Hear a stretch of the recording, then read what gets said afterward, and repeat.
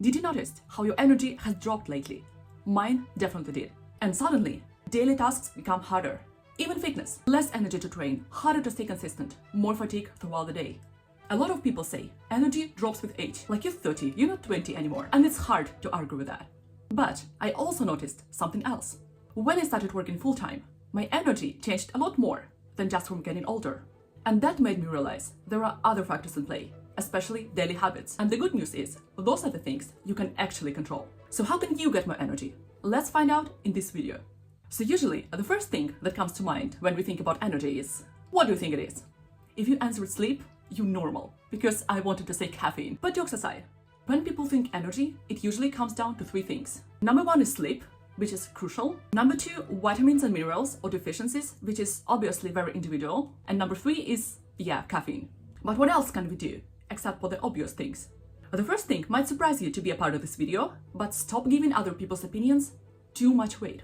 I want to mention it because it matters more than we used to think about it. It's a massive energy drainer.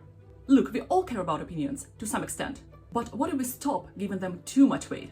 When I just started working out at the gym, I started getting comments from relatives and other people I know, like, why the heck do you need lifting weights?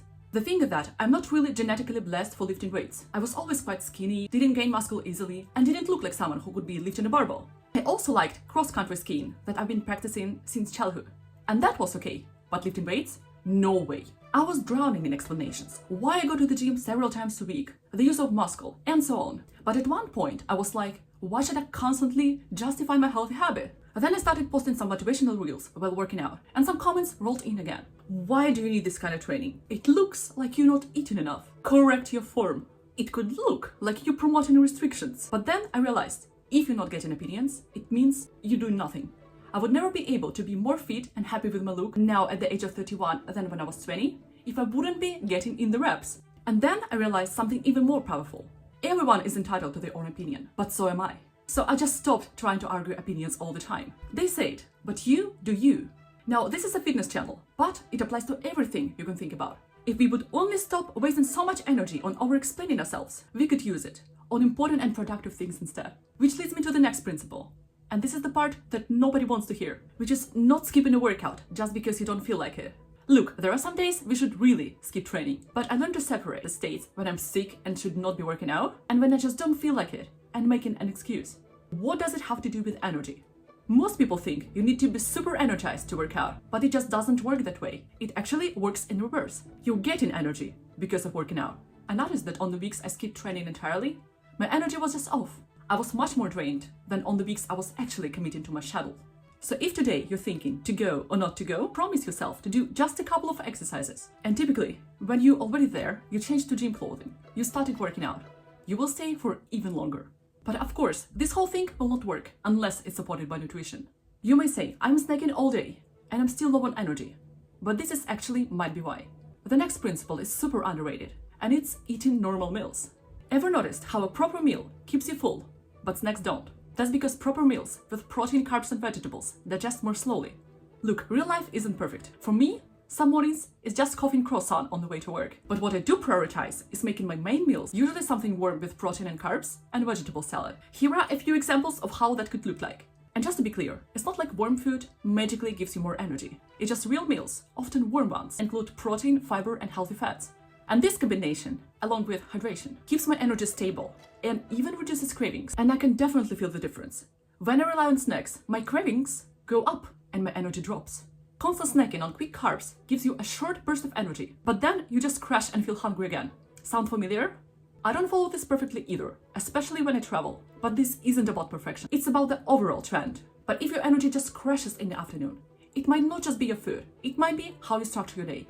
The next thing that helps me to create unstoppable energy is short bursts of activity. It can look like walking around the building to get some fresh air, or getting off a couple of bus stops earlier. Or it could look like taking short breaks every hour while opening your window, some simple exercises like forward bends or arm circles. And honestly, you can even do some of this at work.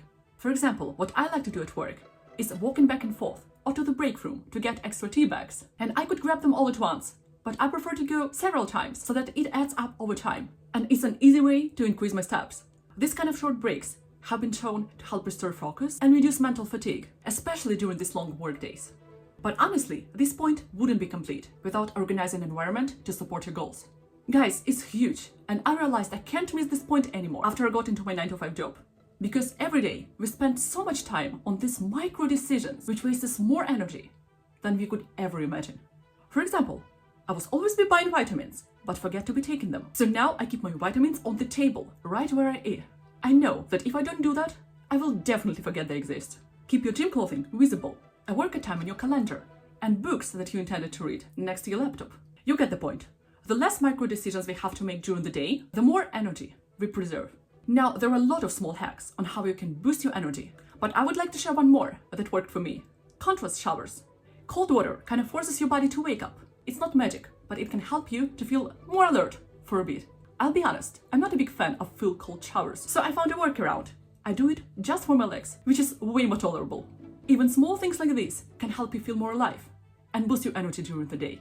And if you'd like to start working out, stay consistent, and most importantly, see progress, you can watch one of my other videos.